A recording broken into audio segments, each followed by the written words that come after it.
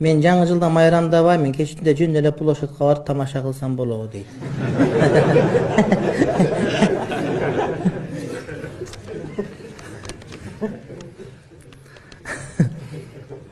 Жаңы жылды өткөсө болобу эл катары эле тамак бышырып, дасторкон жасап, семьян менен эл катар жакшы каалоолорду каалап айтып олтурса болобу. Конечно, спиртной жок, жөн эле чай-пай ичип сокмоктон баары бир число алмашып атпайбы дейт.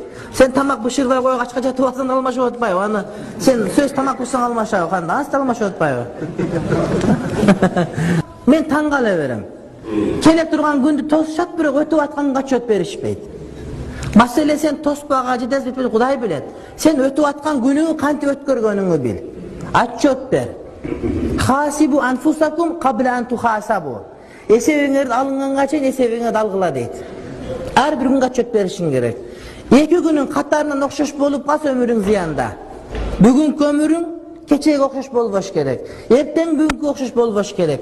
Күнү эртең менен турдуң, эки бут тушумга киргиздиң, анан барып кайра келип кайра чечип